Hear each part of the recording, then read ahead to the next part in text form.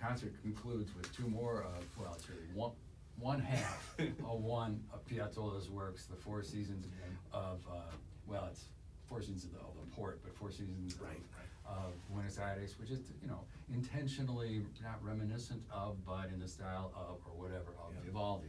And you hear a little bit, I couldn't hear very much of Vivaldi, but I heard a little bit in Verano. In Verano, yeah. So in summer, he quotes actually winter from Vivaldi because of the Argentina being in the southern hemisphere. Italy would have been in the northern hemisphere. You're ahead of things. Very, That's right. Very good. Very clever. Yeah, right. You know, I'm so excited to be featuring our concertmaster, Alan Yeah, Snow. yeah.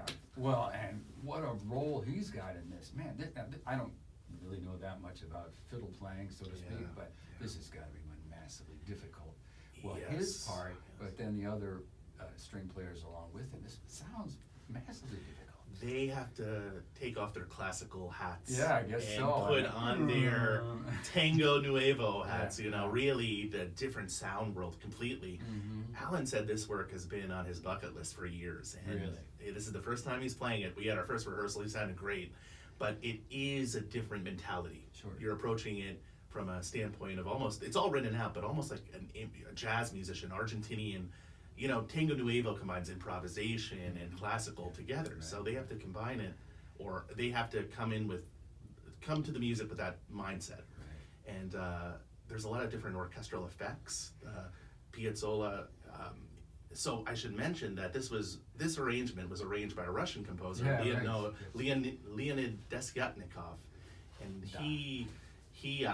he put this together, and he combined it for string orchestra and soloist, and he included lots of different string effects with glissandos, col legno, which means hitting the strings with the bow, Bartok pizzicatos, which is a kind of percussive effect, and it is just genius. Well, he did it for Guidon Kramer, and you can still hear Guidon Kramer playing it. It is just, it's staggering. It's like, holy cow, you know.